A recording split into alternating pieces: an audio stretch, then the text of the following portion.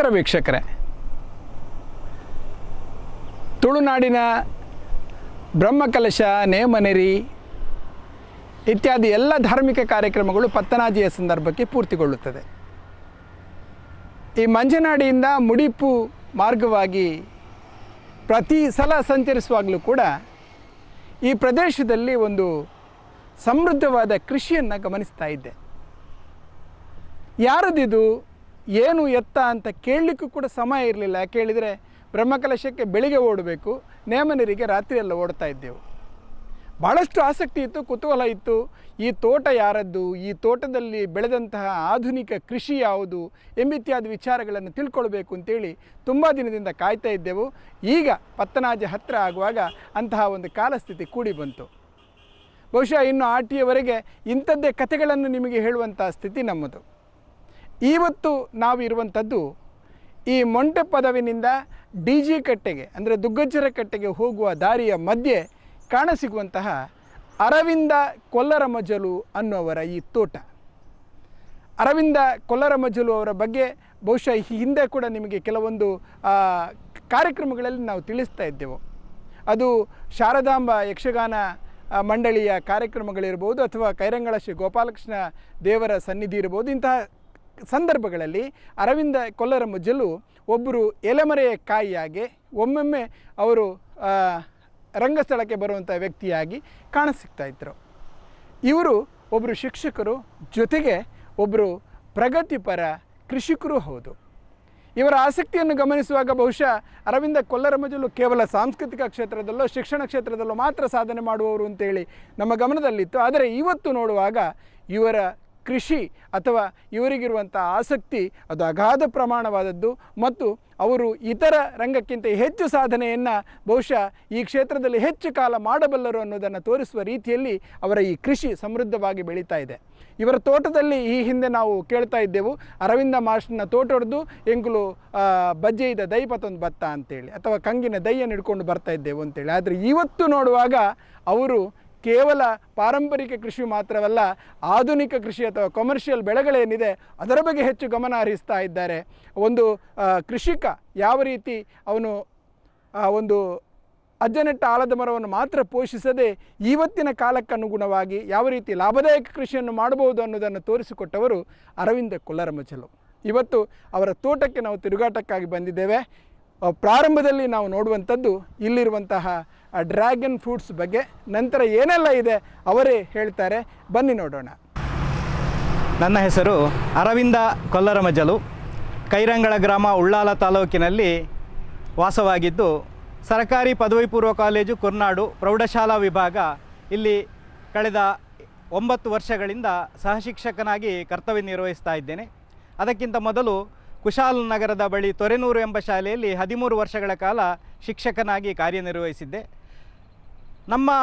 ಮೂಲತಃ ನಮ್ಮ ಕುಟುಂಬದವರು ಕೃಷಿ ಕುಟುಂಬದವರೇ.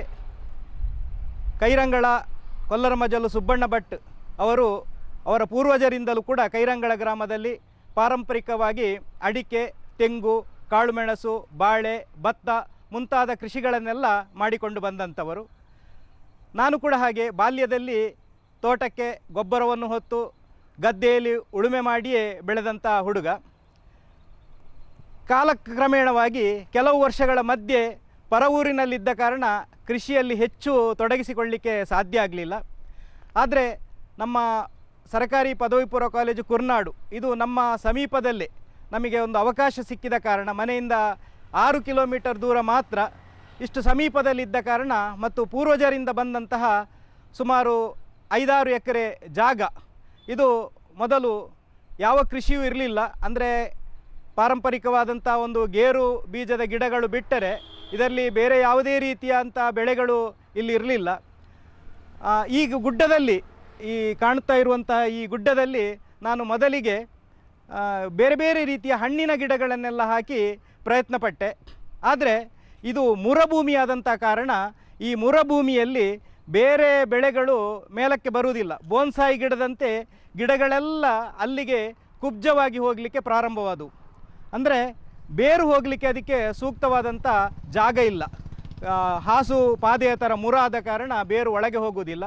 ಹಾಗಾಗಿ ಇಲ್ಲಿ ಈ ಭೂಮಿಯಲ್ಲಿ ಯಾವ ಕೃಷಿ ಮಾಡ್ಬೋದು ಎಂಬುದಾಗಿ ಬೇರೆ ಬೇರೆ ಕಡೆ ಆಧುನಿಕ ಜಾಲತಾಣಗಳನ್ನೆಲ್ಲ ಅವುಗಳಲ್ಲಿ ಎಲ್ಲ ಸರ್ಚ್ ಮಾಡಿದಾಗ ನಮ್ಮ ಈ ಭೂಮಿಗೆ ಈಗಿನ ಆಧುನಿಕ ಕೃಷಿಯಾದಂತಹ ಡ್ರ್ಯಾಗನ್ ಫ್ರೂಟ್ ಬೆಳೆದರೆ ಉತ್ತಮ ಎಂಬಂಥ ಒಂದು ಭಾವನೆ ಬಂದು ನಮ್ಮ ಸಮೀಪದ ಹತ್ತಿರದಲ್ಲೇ ಇರುವಂಥ ಕಲಂದರ್ ಇವರನ್ನು ನಾನು ಭೇಟಿಯಾದೆ. ಗಂಗರಮಜಲು ಲಾಡ ಕಲಂದರ್ ಅವರು ಈ ಒಂದು ಕೃಷಿಯಲ್ಲಿ ಅತೀವಾದಂಥ ಸಾಧನೆ ಮಾಡಿದಂತಹ ಕೃಷಿಕರು, ಮಾತ್ರವಲ್ಲ ನರ್ಸರಿ ತಜ್ಞರು ಕೂಡ. ಅವರನ್ನು ಭೇಟಿಯಾದಾಗ ಅವರು ನನಗೆ ಈ ಮಣ್ಣಿನಲ್ಲಿ ಡ್ರ್ಯಾಗನ್ ಫ್ರೂಟ್ ಬೆಳೆಯಬಹುದು ಎಂಬುದರ ಬಗ್ಗೆ ಸೂಕ್ತವಾದಂತಹ ಸಲಹೆಯನ್ನೆಲ್ಲ ನೀಡಿದರು. ಅವರ ಸಲಹೆಯಂತೆ ನಾನು ಈ ಭೂಮಿಯಲ್ಲಿ ಸುಮಾರು 2 ವರ್ಷಗಳ ಹಿಂದೆ ಇಲ್ಲಿ JCB ಹಿಟಾಚಿಯ ಮೂಲಕ ಸುಮಾರು 1 ಫೀಟ್ ಆಳದ ಹೊಂಡಗಳನ್ನು ತೋಡಿ ಅದರಲ್ಲಿ ಈ ಡ್ರ್ಯಾಗನ್ ಪೋಲ್ಗಳನ್ನು ತಂದು ಇದರಲ್ಲಿ 2 ರೀತಿಯ ಪೋಲ್ಗಳನ್ನು ನಾವು ಬಳಸಬಹುದಾಗಿದೆ. ನಾನು ಬಳಸಿರುವಂಥದ್ದು ಕಾಂಕ್ರೀಟ್ ಪೋಲುಗಳು. ಇದು ಸುಮಾರು 6 ಫೀಟ್ ಎತ್ತರ ಇದ್ದು ಇದರಲ್ಲಿ 1 ಫೀಟಿನಷ್ಟು ಮಣ್ಣಿನ ಒಳಗೆ ಇದೆ. ಇದು ಸುಮಾರು 4.5ರಿಂದ 5 ಫೀಟಿನಷ್ಟು ಎತ್ತರ, ಅಂದರೆ 1-1.5 ಫೀಟ್ ಒಳಗಿದ್ದು ಉಳಿದ 4.5 ಫೀಟಿನಷ್ಟು ಭೂಮಿಯ ಮೇಲ್ಭಾಗದಲ್ಲಿ ಇರ್ತದೆ. ಇದರ ತುದಿಯಲ್ಲಿ 2 ಬದಿಯಲ್ಲಿ ಕೂಡ ಹೋಲ್ಗಳನ್ನು ಇಡಲಾಗಿದೆ. ಇದಕ್ಕೆ ನಾವು ಈ ರೀತಿಯಾಗಿ ಕಬ್ಬಿಣದ ರಾಡ್ಗಳನ್ನು ಒಳಗೆ ತೂರಿಸಿ ಇಲ್ಲಿ ಮೇಲ್ಬದಿಯಲ್ಲಿ ಟಯರನ್ನು ಬಳಸ್ತಾ ಇದ್ದೇವೆ. ಹಿಂದಿನ ಆರಂಭಿಕ ಹಂತದಲ್ಲಿ ಮೊದಲು ಕೃಷಿಯೆಲ್ಲ ಮಾಡ್ತಾ ಇರುವಂಥ ಸಂದರ್ಭದಲ್ಲಿ ಇದರಲ್ಲಿ ರೌಂಡ್ ಟಯರನ್ನು ಬಳಸ್ತಾ ಇದ್ದರು. ಆದರೆ ಅದರಲ್ಲಿ ಸೊಳ್ಳೆಗಳೆಲ್ಲ ನೀರು ನಿಂತು ಸೊಳ್ಳೆಗಳು ಉತ್ಪತ್ತಿಯಾಗುವ ಕಾರಣದಿಂದ ಈಗಿನ ಒಂದು ವಿಧಾನದಲ್ಲಿ ಇದು ಟಯರನ್ನು ಕಟ್ ಮಾಡಿ ಒಂದು ಟಯರನ್ನು 2 ತುಂಡು ಮಾಡಿ, ಇದಕ್ಕೆ ಇನ್ನೋವಾ ಸೈಜಿನ ಟಯರನ್ನು ಸಾಮಾನ್ಯವಾಗಿ ನಾವು ಬಳಸ್ತಾ ಇದ್ದೇವೆ.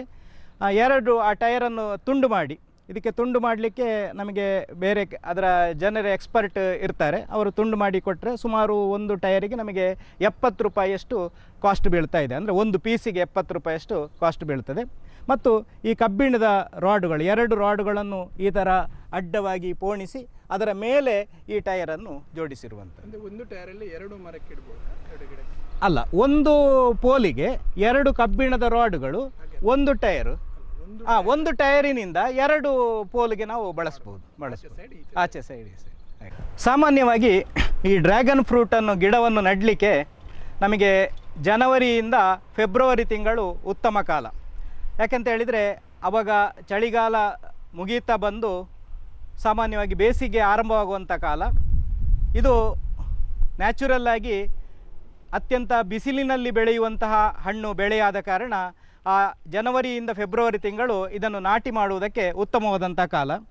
ಇಲ್ಲಿ ತೋರಿಸಿದಂತೆ ಒಂದು ಪೋಲನ್ನು, ಅಂದರೆ ಕಾಂಕ್ರೀಟಿನಿಂದ ಮಾಡಿದಂಥ ಪೋಲನ್ನು ನೆಲದಲ್ಲಿ ಹುಗಿದು ಸುಮಾರು 1.5 ಫೀಟ್ನಷ್ಟು ಮಣ್ಣಿನಲ್ಲಿದ್ದು 4 ಫೀಟ್ ಮೇಲೆ ಇದ್ದರೆ ಇಲ್ಲಿ ಒಂದು ಬುಡದಲ್ಲಿ 4 ಗಿಡಗಳನ್ನು ನಾವು ಸುತ್ತಲೂ 4 ಬದಿಯಲ್ಲಿ ಕೂಡ 4 ಗಿಡಗಳನ್ನು ನೆಡಬೇಕು.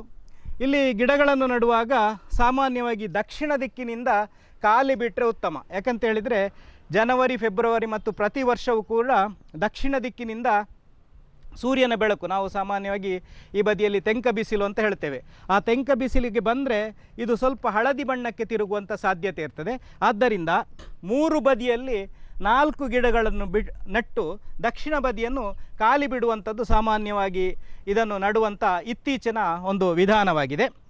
ಇದನ್ನು ನೆಡಲಿಕ್ಕೆ ಸುಮಾರು 1 ಫೀಟಿನ 1ರಿಂದ 1.5 ಫೀಟಿನ ಗಿಡವನ್ನು, ಅಂದರೆ ಡ್ರ್ಯಾಗನ್ ಫ್ರೂಟಿನ ಒಂದು ಗಿಡದಲ್ಲಿ ಯಾವುದಲ್ಲಿ ಹಣ್ಣಾಗಿರ್ತದೋ ಆ ಹಣ್ಣಾಗಿರುವಂತಹ ಗಿಡವನ್ನು ಕಟ್ ಮಾಡಿ ನಂತರ ಇಲ್ಲಿ ನಡುವಂಥದ್ದು ಕ್ರಮವಾಗಿರ್ತದೆ.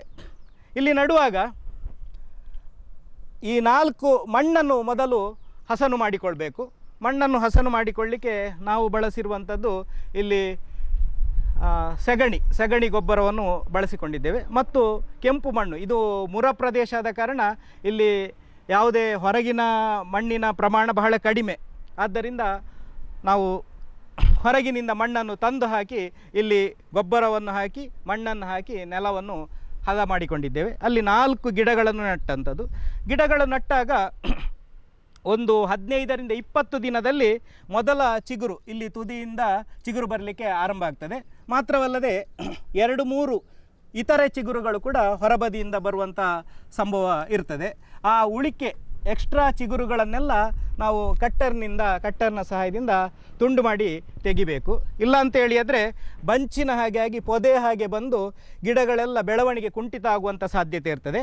ಒಂದು ಗಿಡದಿಂದ ಒಂದು ಗಿಡ ಮಾತ್ರ, ಅಂದರೆ ಒಂದು ಚಿಗುರು ಮಾತ್ರ ಈ ರೀತಿಯಾಗಿ ಮೇಲಕ್ಕೆ ಬರಬೇಕು. ಮೇಲಕ್ಕೆ ಬರ್ತಾ ಇದ್ದಂತೆ ನಾವು ಒಂದು ಬಳ್ಳಿಯಿಂದ ಅದನ್ನು ಈ ರೀತಿಯಾಗಿ ಕಟ್ಟುತ್ತಾ ಬರಬೇಕು. ಕಟ್ಟಿದ ನಂತರ ಅದರ ಬುಡದಲ್ಲಿ ತಳಭಾಗದಲ್ಲಿ ಬೇರು ಬರಲಿಕ್ಕೆ ಆರಂಭ ಆಗ್ತದೆ. ನೋಡಿ, ಇಲ್ಲಿ ಕಾಣ್ತಾ ಇದೆ, ಈ ರೀತಿಯಾದಂಥ ಬೇರುಗಳು ಬರಲಿಕ್ಕೆ ಆರಂಭ ಆಗ್ತಾ ಇರ್ತದೆ.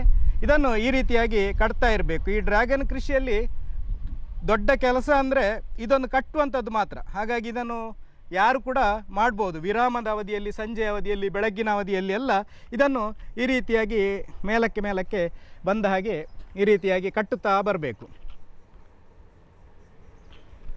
ಮತ್ತು ಅದೇ ಬಳ್ಳಿಯನ್ನು ಮತ್ತೆ ಉಪಯೋಗಿಸಿಕೊಳ್ಬೋದು. ಹೇಗಂತ ಹೇಳಿದರೆ ಅದು ಗಿಡ ಮೇಲೆ ಬಂದಾಗೆ ಕೆಳಗೆ ಬೇರು ಬಂದಿರ್ತದೆ.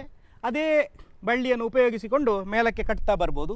ಈ ಪೋಲಿನ ಲೆವೆಲಿಗೆ ಬರುವಾಗ ಇದರ ತುದಿಯನ್ನು ಈ ಥರ ಕಟ್ ಮಾಡಬೇಕು. ಇದು ಉಪಯೋಗಕ್ಕಿಲ್ಲ. ಆವಾಗ ಈ ಬದಿಯಿಂದ ಚಿಗುರು ಹೊಡೆಯಲಿಕ್ಕೆ ಆರಂಭ ಆಗ್ತದೆ. ಎಷ್ಟು ಚಿಗುರು ಹೊಡೆಯುತ್ತದೋ ಅಷ್ಟು ಅನುಕೂಲ. ಅಂದರೆ ಪ್ರತಿಯೊಂದು ಗಿಡದಿಂದಲೂ ಕೂಡ, ಈ 4 ತುದಿಯಿಂದಲೂ ಕೂಡ ಅತ್ಯಂತ ಹೆಚ್ಚಿನ ಪ್ರಮಾಣದಲ್ಲಿ ಚಿಗುರುಗಳು ಬರ್ತದೆ. ನಾವೀಗ ಬೇರೆ ಗಿಡದಲ್ಲಿ ನೋಡ್ಬೋದು, ಅಲ್ಲಿ ಚಿಗುರು ಬಂದಿರುವಂಥ ಗಿಡ ಇದೆ.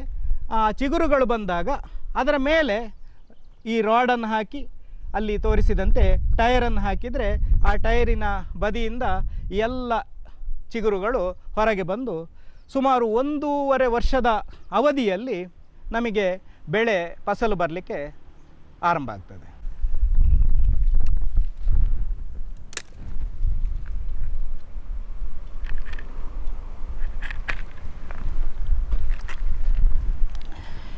ಇಲ್ಲಿ ಈ ತುದಿಯು ಹೊರಗೆ ಬರ್ತಾ ಇದೆ. ಇದನ್ನು ಒಳಬದಿಗೆ ಈ ಥರ ತೆಗೆದುಕೊಂಡು ನಾವು ದಾರದ ಸಹಾಯದಿಂದ, ಸಾಮಾನ್ಯವಾಗಿ ಇದಕ್ಕೆ ಬಕ್ಕಿನ ಬಳ್ಳಿ ಉಪಯೋಗಿಸಿದರೆ ಉತ್ತಮ. ಯಾಕಂತ ಹೇಳಿದರೆ ಇದು ಬೆಳೆಯುತ್ತಾ ಬಂದಾಗೆ ಇದು ದಪ್ಪವಾಗ್ತಾ ಬರುವ ಕಾರಣ ಅದಕ್ಕೆ ಜಾಗ ಬೇಕು. ಈ ಬಕ್ಕಿನ ಬಳ್ಳಿ ಉಪಯೋಗಿಸಿದರೆ 1ರಿಂದ 2-3 ತಿಂಗಳಾಗುವಾಗ ಅದು ತನ್ನಿಂದ ತಾನೇ ಕುಂಬಾಗಿ ತುಂಡಾಗಿ ಹೋಗ್ತದೆ. ಆದ್ದರಿಂದ ಅದನ್ನು ಉಪಯೋಗಿಸೋದು ಉತ್ತಮ. ನೋಡಿ, ಇಲ್ಲಿ ತುದು ಕಟ್ ಮಾಡಿದಾಗ ಇಲ್ಲಿಂದ ಚಿಗುರುಗಳು ಬರಲಿಕ್ಕೆ ಆರಂಭವಾಗಿದೆ. ನಂತರ ಇಲ್ಲಿ ಟೈರನ್ನಿಟ್ಟರೆ ಈ ಚಿಗುರುಗಳೆಲ್ಲವೂ ಕೂಡ ಪೊದೆಯ ರೂಪದಲ್ಲಿ ಹೊರಗೆ ಚಾಚಿಕೊಳ್ತವೆ.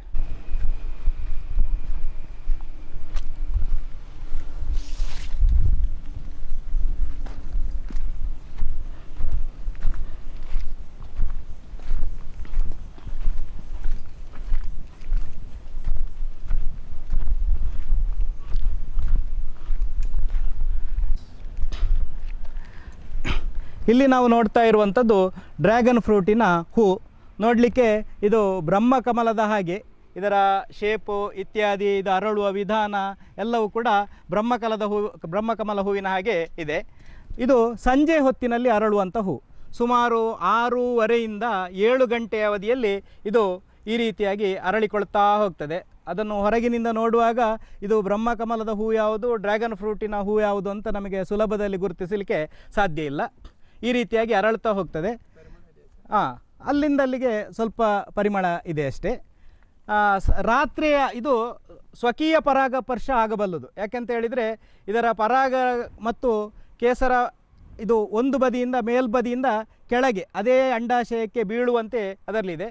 ಅದೇ ರೀತಿಯಾಗಿ ಕೀಟಗಳು ಕೂಡ ಸಂಜೆ ಹೊತ್ತು ರಾತ್ರಿ ಹೊತ್ತಿನ ಕೀಟಗಳು ಕೂಡ ಪರಾಗಸ್ಪರ್ಶದಲ್ಲಿ ಸಹಾಯ ಮಾಡ್ತದೆ. ನಾವು ಪರಕೀಯ ಪರಾಗಸ್ಪರ್ಶವನ್ನು ನಡೆಸಿದರೆ, ಅಂದರೆ ಒಂದು ಹೂವಿನ ಪರಾಗವನ್ನು ಇನ್ನೊಂದು ಹೂವಿನ ಶಲಾಕಾಗ್ರಕ್ಕೆ ವರ್ಗಾವಣೆ ಮಾಡಿದರೆ ನಮಗೆ ಫ್ರೂಟಿನ ಸೈಜ್ ನಾರ್ಮಲ್ ಫ್ರೂಟಿಗಿಂತ ಒಂದು 30% ಅದರ ಗಾತ್ರ ಹೆಚ್ಚಾಗುವಂಥ ಸಂಭವ ಇರ್ತದೆ. ಆದ್ದರಿಂದ ಇದು ಹೂ ಹೇಗೆ ಬಿಡ್ತದೆ ಅಂತ ಹೇಳಿದರೆ, ಸಾಮಾನ್ಯವಾಗಿ ಇಡೀ ದಕ್ಷಿಣ ಭಾರತದಾದ್ಯಂತ ಒಂದೇ ಸೀಸನ್ನಲ್ಲಿ ಅಂತ ಹೇಳಿದರೆ, ಇವತ್ತು ಇಲ್ಲಿ ಹೂ ಅರಳಿದೆ ಅಂತ ಹೇಳಿದರೆ ಸುತ್ತಮುತ್ತಲಿನ ಎಲ್ಲ ತೋಟಗಳಲ್ಲೂ ಕೂಡ ಅದೇ ದಿವಸ ಹೂ ಅರಳಿರ್ತದೆ. ಈಗ ಈ ಹೂ ಇವತ್ತು ಇಲ್ಲಿ ಅರಳಿದೆ ಅಂತ ಹೇಳಿದರೆ ಎಲ್ಲೆಲ್ಲ ಇಲ್ಲಿ ಸುತ್ತಮುತ್ತ ಡ್ರ್ಯಾಗನ್ ತೋಟಗಳಿದೆ ಅಲ್ಲೆಲ್ಲ ಕೂಡ ಅದೇ ದಿವಸ ಹೂ ಅರಳಿರ್ತದೆ, ಏಕಕಾಲಕ್ಕೆ ಬೆಳೆ ಬರ್ತದೆ. ಸುಮಾರು ಪರ್ಟಿಕ್ಯುಲರ್ ಆಗಿ ಇಂಥ ಮಂತ್ ಅಂತ ಏನಾದರೂ ಹೌದು, ಇಲ್ಲಿ ಸಾಮಾನ್ಯವಾಗಿ ಹೂ ಬರುವಂಥದ್ದು ಮೇಯಿಂದ ಆರಂಭಿಸಿ ನವಂಬರ್ವರೆಗೆ ಪ್ರತಿ 22 ದಿನಕ್ಕೊಮ್ಮೆ ಇದರಲ್ಲಿ ಹೂ ಬೆಳವಣಿಗೆ ಆಗ್ತಾ ಇರ್ತದೆ. ಇನ್ನು ಅನ್ಸೀಸನಲ್ಲಾಗಿ ಒಂದೆರಡು ಹೂಗಳು ಬೇರೆ ದಿವಸ ಇರುವಂಥದ್ದು ಸಾಧ್ಯತೆ ಇರ್ತದೆ. ಆದರೆ ಒಂದು ಬೆಳೆಯ ಥರ ಅಂತೇಳಿ ಆದರೆ ಪ್ರತಿ 20ರಿಂದ 25 ದಿವಸದ ಮಧ್ಯೆ ಹೂ ಅರಳ್ತಾ ಹೋಗ್ತದೆ. ಅರಳಿದಂಥ ಹೂ ಈಗ ಸಂಜೆ ಅರಳಿದರೆ ಮರುದಿವಸ ಬೆಳಗ್ಗಿನವರೆಗೂ ಕೂಡ ಅದು ಅರಳಿಕೊಂಡಿರ್ತದೆ. ಬೆಳಗ್ಗಿನ ಅವಧಿಯಲ್ಲಿ ಜೇನುಹುಳುಗಳು ಕೂಡ ವಿಪರೀತ ಸಂಖ್ಯೆಯಲ್ಲಿ ಇಲ್ಲಿಗೆ ಬರ್ತದೆ. ಅವುಗಳಿಗೆ ಕೂಡ ಹಾಗೆ ಬಹಳ ಖುಷಿ. ಒಂದೊಂದು ಹೂವಿನಲ್ಲಿ ನಮ್ಮಲ್ಲಿ ಜೇನು ಪೆಟ್ಟಿಗೆ ಕೂಡ ಇದೆ, 3-4 ಜೇನು ಪೆಟ್ಟಿಗೆಗಳು. ಒಂದೊಂದು ಹೂವಿನಲ್ಲಿ ಒಂದು 50, 100, 200ರಷ್ಟು ಜೇನುಹುಳುಗಳು ಅದರಲ್ಲಿ ಅವು ಪರಾಗವನ್ನು ಸಂಗ್ರಹ ಮಾಡ್ತಾ ಇರುವುದನ್ನು ಕೂಡ ನಾವು ನೋಡ್ಬೋದು. ಅದನ್ನು ನೋಡುವಂಥದ್ದೇ ಒಂದು ಖುಷಿ. ಈ ಹೂ ಅರಳಿ ಸುಮಾರು ಈ ರೀತಿಯಾಗಿ ನಮಗೆ ಕಾಯಿ ಮುಂದಕ್ಕೆ ಬೆಳೀತಾ ಬರ್ತದೆ. ಈ ಬೆಳವಣಿಗೆ ಆಗ್ತಾ ಇರುವಂಥ ಕಾಯಿಯನ್ನು ನಾವಿಲ್ಲಿ ನೋಡ್ತಾ ಇದ್ದೇವೆ. ಇದು ಸುಮಾರು 10 ದಿನದ ಬೆಳವಣಿಗೆಯಾದಂಥ ಕಾಯಿ. ಈ ಹಣ್ಣು ಆಗಲಿಬೇಕಾದ್ರೆ ಒಂದು 30 ದಿವಸಗಳ ಕಾಲ ಬೇಕು. 30ರಿಂದ 32 ದಿವಸದ ಬೆಳವಣಿಗೆಯಾದಂಥ ಹಣ್ಣು. ಸುಮಾರು ಒಂದು ಹಣ್ಣು ಇದು 400 ಗ್ರಾಮಿನಷ್ಟು ತೂಗ್ತದೆ ಅಂತ ಹೇಳಿದರೆ 400ರಿಂದ 500 ಗ್ರಾಮಿನಷ್ಟು. 1 kgಗೆ ಸುಮಾರು 2ರಿಂದ 3 ಹಣ್ಣುಗಳು 1 kg ತೂಗ್ತದೆ. ಇದು 30ರಿಂದ 32 ದಿವಸ ಅಂದರೆ 30-35 ದಿವಸದ ಬೆಳವಣಿಗೆಯಾದಂಥ ಡ್ರ್ಯಾಗನ್ ಫ್ರೂಟ್. ಇದರಲ್ಲಿ ಒಮ್ಮೆ ಹಣ್ಣು ಬಂದ ನಂತರ ಈ ಬೇರೆ ಬೇರೆ ಭಾಗದಲ್ಲಿ ಕಂದುಗಳಲ್ಲೆಲ್ಲ ನಂತರ ಮೊಗ್ಗುಗಳು ಅರಳಲಿಕ್ಕೆ ಆರಂಭ ಆಗ್ತಾ ಇದೆ. ನಾವೀಗ ನೋಡ್ತಾ ಇದ್ದೇವೆ ಈ ಗಿಡದಲ್ಲಿ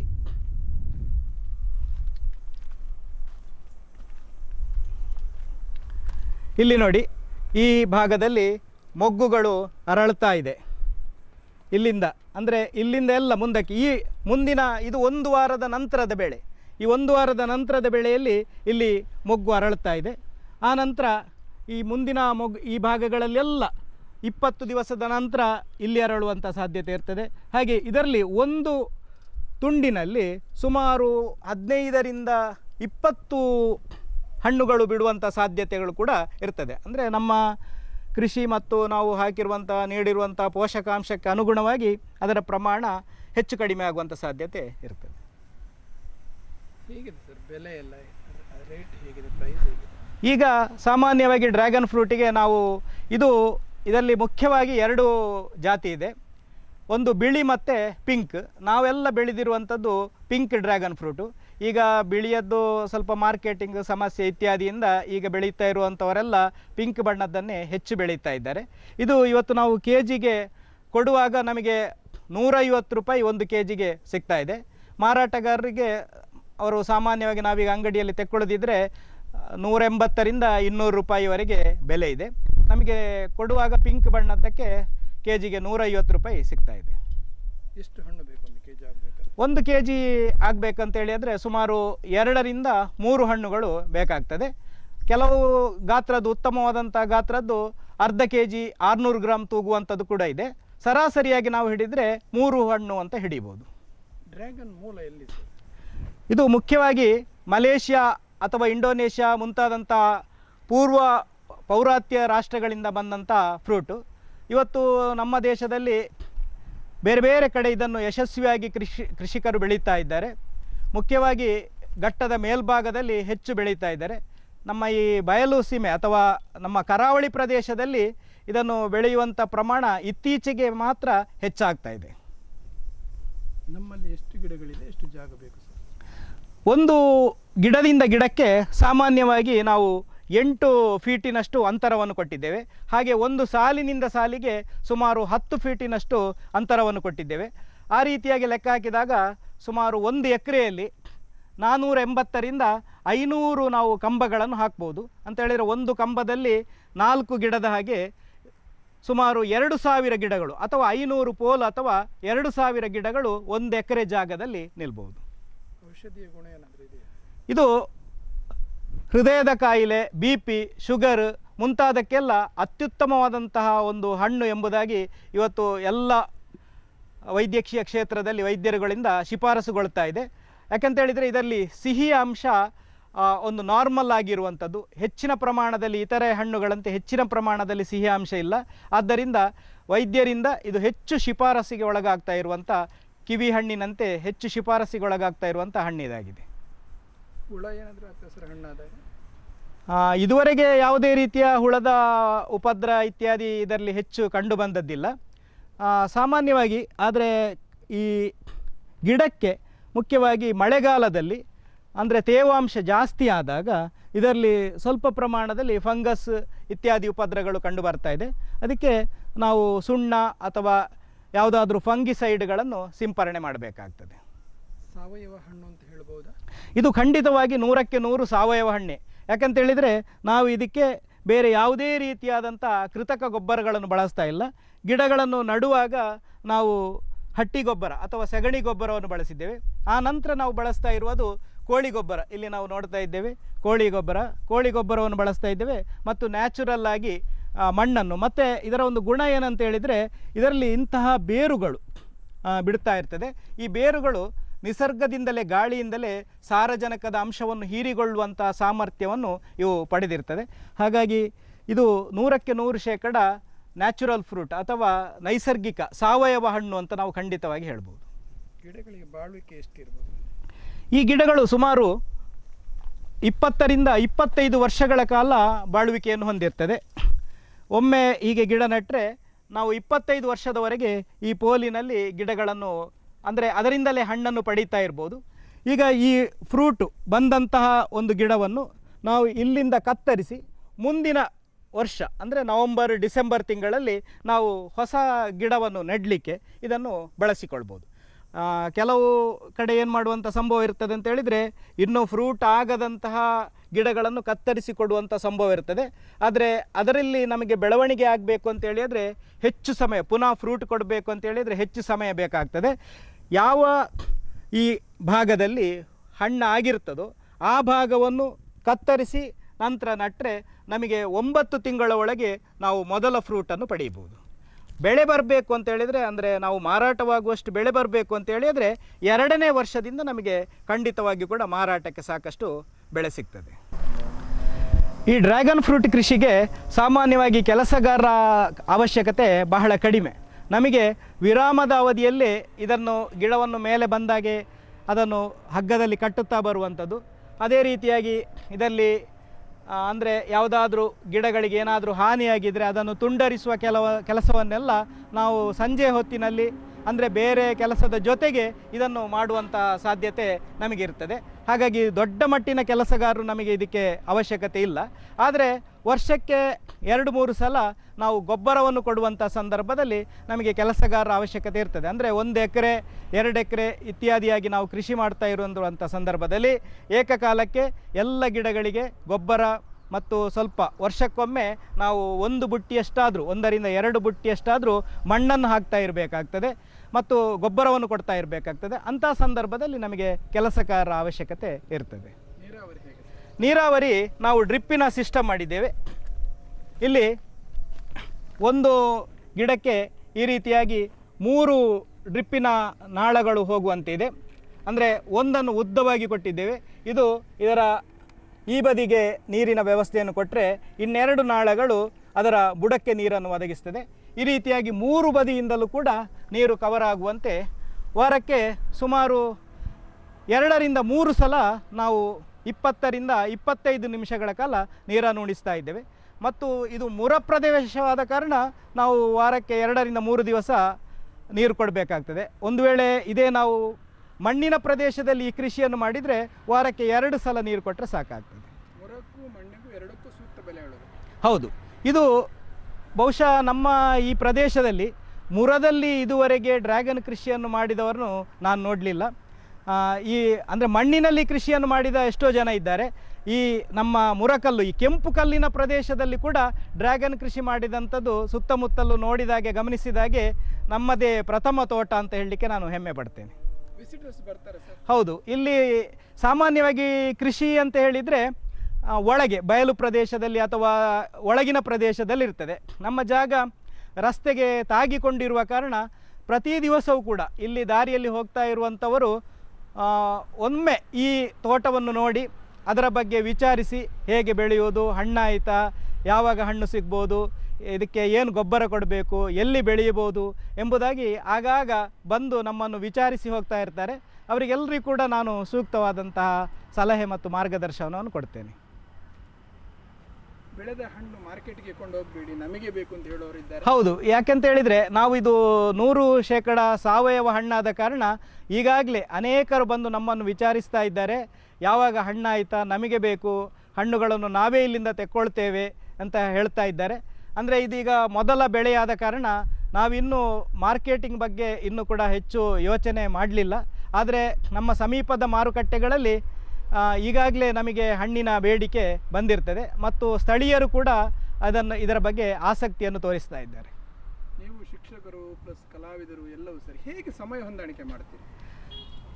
ಸಾಮಾನ್ಯವಾಗಿ ಸಂಜೆ 10ನೇ ತರಗತಿ ಮತ್ತು ಉಳಿದ ತರಗತಿಗಳೆಲ್ಲ ವಿಶೇಷ ತರಗತಿಯನ್ನು ಮುಗಿಸಿ ನಾವು ಇಲ್ಲಿಗೆ 5 ಕಾಲಕ್ಕೆ ತಲುಪಿದರೆ ಸಾಯಂಕಾಲದ ತಿಂಡಿ ಇತ್ಯಾದಿಗಳನ್ನು ಮುಗಿಸಿಕೊಂಡು ನಮಗೆ ಸಂಜೆ 6:30 ಸುಮಾರು 1.5 ಗಂಟೆಗಳ ಕಾಲ ಸಮಯ ಸಿಗ್ತದೆ.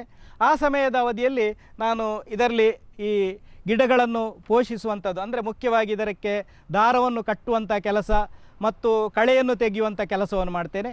ಮತ್ತು ಬೆಳಗ್ಗಿನ ಅವಧಿಯಲ್ಲಿ ಕೂಡ ಹಾಗೆ ಸುಮಾರು ಅರ್ಧದಿಂದ 1 ಗಂಟೆಗಳ ಕಾಲ ಈ ತೋಟದಲ್ಲಿ ಅದಕ್ಕೆ ಅಗತ್ಯವಾದಂಥ ಕೆಲಸಗಳನ್ನು ಮಾಡ್ತಾ ಇರ್ತೇನೆ. ಇದಕ್ಕೆ ಮುಖ್ಯವಾಗಿ ನಮ್ಮ ತೊಂದರೆ ಅಂತ ಹೇಳಿದರೆ ಹಂದಿಗಳ ಉಪದ್ರ ಸ್ವಲ್ಪ ಜಾಸ್ತಿ ಇದೆ.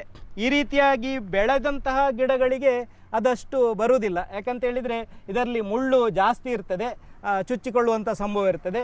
ಇನ್ನು ಎಳೆಯ ಗಿಡಗಳಿಗೆ ನಾವಿಲ್ಲಿ ನೋಡ್ತಾ ಇದ್ದೇವೆ ನೋಡಿ, ಇದು ಈ ವರ್ಷ ನಟ್ಟಂತಹ ಗಿಡ. ನಿನ್ನೆ ತಾನೇ ಇದರ ಬುಡವನ್ನೆಲ್ಲ ಈ ರೀತಿಯಾಗಿ ಅಗೆದು ಹಾಕಿ ಹೋಗಿದೆ. ಸ್ವಲ್ಪ ಹಂದಿ ಕಾಟ ಇದೆ. ಇದಕ್ಕೆ ವಿಶೇಷವಾದಂಥ ರಕ್ಷಣೆ ಅಂತ ಹೇಳಿದರೆ ಬೇಲಿ ಮಾಡಬೇಕಷ್ಟೆ. ಅದು ಬಿಟ್ಟರೆ ಹಂದಿಗಳಿಂದ ಈ ಬೆಳೆಗಳನ್ನು ರಕ್ಷಿಸಲಿಕ್ಕೆ ಸ್ವಲ್ಪ ಕಷ್ಟವೇ. ಆದರೆ ನಮಗೆ ಈಗ 1.5-2 ವರ್ಷದಲ್ಲಿ ತೊಂದರೆ ಅಂತ ಎನಿಸುವಂಥ ರೂಪದಲ್ಲಿ ಏನು ತೊಂದರೆ ಆಗಲಿಲ್ಲ ಇದಕ್ಕೆ ಉಪದ್ರ ರೀತಿಯಲ್ಲಿ. ಅಂದರೆ ಮುಖ್ಯವಾಗಿ ಅದರಲ್ಲಿ ಏನಾದರೂ ಹುಳುಗಳಿದೆಯಾ ಅಂತ ಅದು ಒಮ್ಮೆ ಬಾಯಿ ಹಾಕಿ ನೋಡಿ ಹೋಗ್ತದೆ. ಮತ್ತು ವಿಶೇಷವಾದಂಥ ತೊಂದರೆ ಅಂತ ಇದರಿಂದ ಆಗಲಿಲ್ಲ. ಮಲೆನಾಡಲ್ಲಿ ಮಂಗಗಳೇನಾದರೂ ಬರ್ಬೋದು ಸರ್? ನಮ್ಮ ಬದಿಯಲ್ಲಿ ಕರಾವಳಿ ಪ್ರದೇಶದಲ್ಲಿ, ಇಲ್ಲಿ ಬಂಟ್ವಾಳ ಉಳ್ಳಾಲ ತಾಲೂಕಿನ ಪ್ರದೇಶದಲ್ಲಿ ಮಂಗಗಳ ಉಪದ್ರ ಕಡಿಮೆ. ಇದುವರೆಗೆ ಯಾವುದೇ ಅಂತಹ ತೊಂದರೆಗಳು ನಮಗೆ ಕಂಡು ಬರಲಿಲ್ಲ. ನಮ್ಮ ಈ ಡ್ರ್ಯಾಗನ್ ತೋಟದ ಕೆಲಸಗಳನ್ನೆಲ್ಲ ನಿರ್ವಹಿಸ್ತಾ ಇರುವಂಥವರು ಜನಾರ್ದನ ಪೂಜಾರಿಯವರು, ಸ್ಥಳೀಯರೇ. ಇವರು ಇದಕ್ಕೆ ಬೇಕಾದಂಥ ಗೊಬ್ಬರ, ಅದೇ ರೀತಿಯಾಗಿ ನೀರಾವರಿ, ಇತರ ಕೆಲಸಗಳನ್ನೆಲ್ಲ ಹೆಚ್ಚು ಶ್ರಮವಹಿಸಿ ಮಾಡ್ತಾ ಇದ್ದಾರೆ. ನೀವು ಅಡಿಕೆ ಕೃಷಿಕರು ಕೂಡ ಹೌದಂತೆಲ್ಲ ಸರ್? ನಾವು ಅಡಿಕೆ ಕೃಷಿಕರಲ್ಲ, ನಾವು ಅಡಿಕೆಯ ನರ್ಸರಿ ಅಂತ ಹೇಳಿದರೆ ಅಡಿಕೆ ನರ್ಸರಿಯನ್ನು ನಾವು ಕಳೆದ ಕೆಲವು ವರ್ಷಗಳಿಂದ ಮಾಡ್ತಿದ್ದೆವು. ಆದರೆ ಹಗಲಿನ ಸಂದರ್ಭದಲ್ಲಿ ನಾವು ಶಾಲೆಯಲ್ಲಿರುವಾಗ ಈ ಗಿಡಗಳಿಗೆ ಬೇಡಿಕೆ ಬರುವುದು, ಅವರು ಬರುವಂಥದ್ದು ಇತ್ಯಾದಿಗಳನ್ನೆಲ್ಲ ಹೊಂದಾಣಿಕೆ ಮಾಡಿಕೊಳ್ಳುವುದು ನನಗೆ ಕಷ್ಟ ಆದ ಕಾರಣ ನಾನು ಅಡಿಕೆ ನರ್ಸರಿಯ ಕೆಲಸವನ್ನು ಇತ್ತೀಚಿನ ವರ್ಷಗಳಲ್ಲಿ ಸ್ವಲ್ಪ ಕಡಿಮೆ ಮಾಡಿದ್ದೇನೆ. ಕೋಳಿ ಗೊಬ್ಬರ ಎಲ್ಲಿಂದ ಬರುತ್ತೆ? ನಮಗೆ ಇಲ್ಲಿ ಹತ್ತಿರದ ಅಸೇಯ ಅವರು ಪುರುಷೋತ್ತಮ ಅವರು ನಮಗೆ ಮುಖ್ಯ ಕೋಳಿ ಗೊಬ್ಬರದ ಪೂರೈಕೆದಾರರಾಗಿದ್ದಾರೆ. ನಮಗೆ ಮುಖ್ಯವಾಗಿ ಇದಕ್ಕೆ ಮಾರ್ಗದರ್ಶನ ನೀಡ್ತಾ ಇರುವಂಥವರು ನಮ್ಮ ಈಗಾಗಲೇ ಹೇಳಿದಾಗೆ ಕಲಂದರ್ ಅವರು ನಮಗೆ ಹಾಸನದಿಂದ ಈ ಟಯರನ್ನೆಲ್ಲ ತರಿಸಿಕೊಟ್ಟಿದ್ದಾರೆ.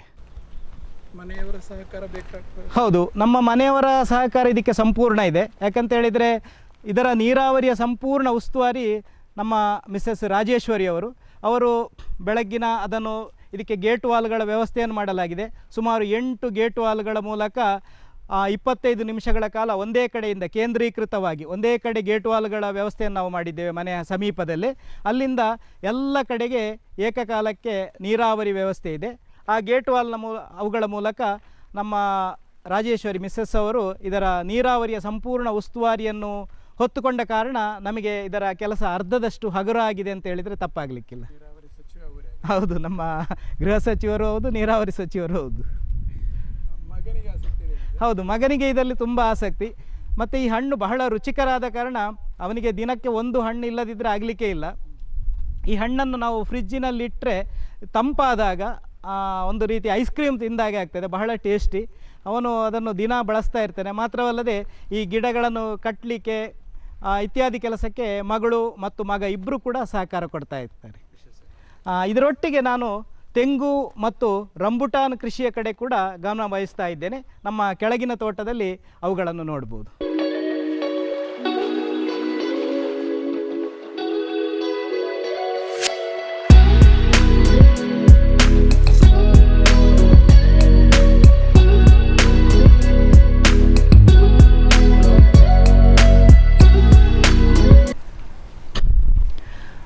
ಸರ್ಕಾರದ ವತಿಯಿಂದ ನಮಗೆ 1200 ರೂಪಾಯಿಗೆ ಕಳೆದ ಜನವರಿ ತಿಂಗಳಲ್ಲಿ ಜೇನು ಪೆಟ್ಟಿಗೆಗಳು ದೊರಕಿದೆ. ಆ 3 ಜೇನು ಪೆಟ್ಟಿಗೆಗಳನ್ನು ಕೂಡ ನಾವು ಇಲ್ಲಿ ತಂದಿದ್ದೇವೆ.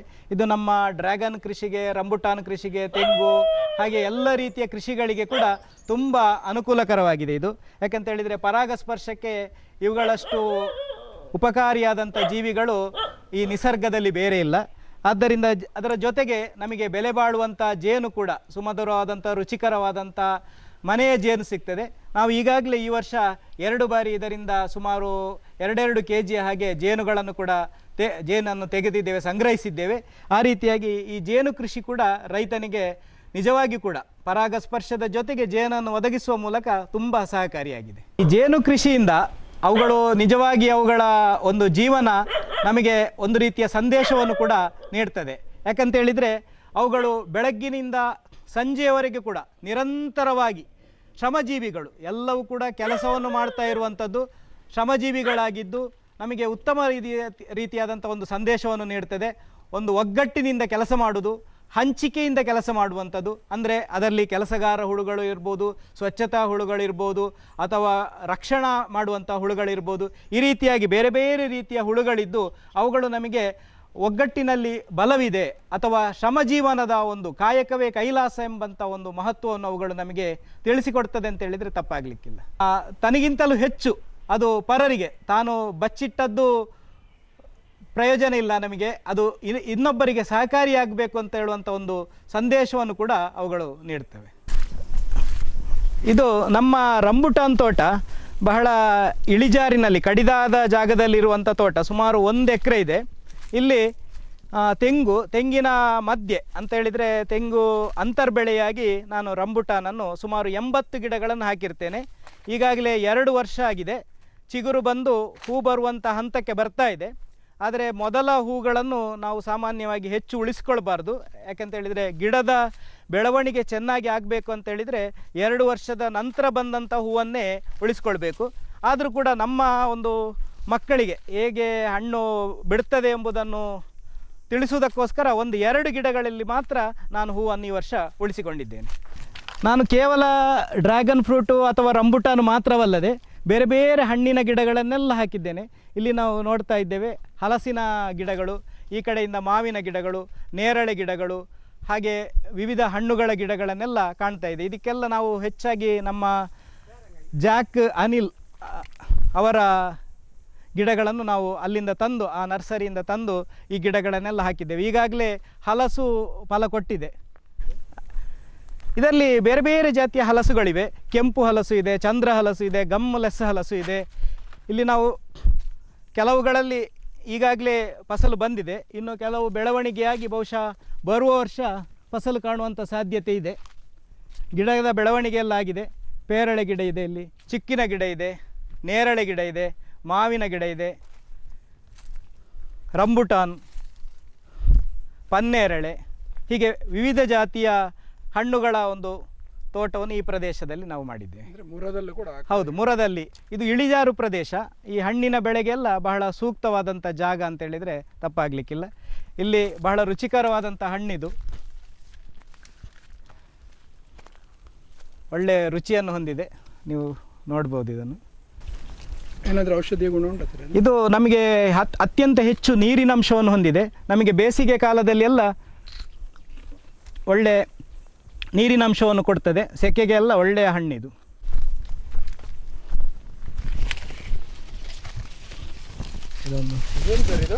ಇದು ಹಲಸಿನ ಗಿಡ. ನಾವು ಜಾಕ್ ಅನಿಲ್ ಅವರಿಂದ ತಂದಿರುವಂಥ ಹಲಸಿನ ಗಿಡ. ಇದು 2 ವರ್ಷ ಆಯ್ತಷ್ಟೇ. ಈಗಾಗಲೇ ನಾವು 2 ಹಣ್ಣನ್ನು ತಿಂದಿದ್ದೇವೆ. ಒಳ್ಳೆಯ ರುಚಿಕರವಾದಂಥ ಹಣ್ಣು. ಇನ್ನೂ ಕೂಡ ಒಂದು ಹಣ್ಣಿದೆ. ಮುಂದಿನ ವರ್ಷ ಕೂಡ ನಾವು ಇದಕ್ಕಿಂತ ಹೆಚ್ಚಿನ ಪ್ರಮಾಣದಲ್ಲಿ ಇದನ್ನು ಬೆಳೆ ನಿರೀಕ್ಷಿಸಬಹುದಾಗಿದೆ. ತೆಂಗಿನ ಕೃಷಿಯ ಮಧ್ಯೆ ನಾವು ಬದಿಯಲ್ಲಿ ಪಪ್ಪಾಯಿ ಕೃಷಿಯನ್ನು ಕೂಡ ಉಪಬೆಳೆಯಾಗಿ ನಾವು ಬೆಳೆದಿದ್ದೇವೆ. ಇದನ್ನು ಮಾರಾಟದ ಉದ್ದೇಶದಿಂದ ಅಲ್ಲ, ನಮ್ಮ ಸಮೀಪಕ್ಕೆ ಬರುವಂಥ ನಮ್ಮ ಸಂಬಂಧಿಕರಿರ್ಬೋದು, ನೆಂಟರಿಷ್ಟಿರ್ಬೋದು, ಅಥವಾ ಕೆಲಸಗಾರರಿರ್ಬೋದು, ಇವರಿಗೆಲ್ಲ ನಾವು ಇದನ್ನು ಉಚಿತವಾಗಿ ಇದನ್ನು ಕೊಡ್ತಾ ಇದ್ದೇವೆ. ಅವರು ಬಹಳ ಸಂತೋಷದಿಂದ ಈ ಪಪ್ಪಾಯಿ ಹಣ್ಣನ್ನು ತಗೊಂಡು ಹೋಗ್ತಾರೆ. ನಮಗೆ ಕೂಡ ಅಷ್ಟೇ, ಇದನ್ನು ಕೊಡುವಂಥದ್ದು ಅಂತ ಹೇಳಿದರೆ ಮನಸ್ಸಿಗೆ ಭಾಳ ಖುಷಿಯನ್ನು ತರುವಂಥ ವಿಚಾರ.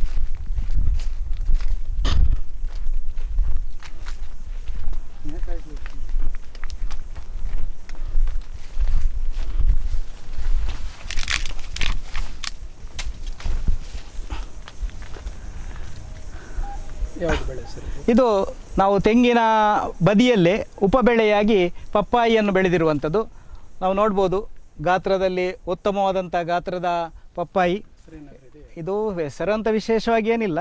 ನಾವು ಬೇರೆ ಬೇರೆ ಕಡೆಯಿಂದ ನಮ್ಮ ಸಂಬಂಧಿಕರಲ್ಲಿಂದ ಅಥವಾ ಬೇರೆ ಬೇರೆ ಕಡೆ ಹೋದಾಗ ಅಲ್ಲಿಂದ ದೊರೆತಂಥ ಬೀಜಗಳಿಂದ ಈ ಗಿಡಗಳನ್ನು ಮಾಡಿರುವಂಥದ್ದು.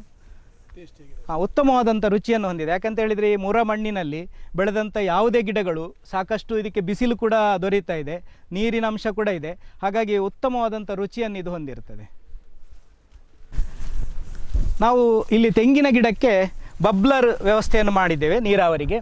ಇದರಲ್ಲಿ ಸುಮಾರು 1/4 ಗಂಟೆಗಳ ಕಾಲ ದಿನಕ್ಕೆ ನೀರಿನ ವ್ಯವಸ್ಥೆಯನ್ನು ಮಾಡ್ತಾ ಇದ್ದೇವೆ. ಅದೇ ರೀತಿಯಾಗಿ 2 ತೆಂಗಿನ ಗಿಡಗಳ ಮಧ್ಯೆ ಇರುವಂತಹ ಫ್ರೂಟ್ ಗಿಡಗಳಿಗೆ ಡ್ರಿಪ್ಪರ್ ವ್ಯವಸ್ಥೆಯನ್ನು ಮಾಡಿದ್ದೇವೆ.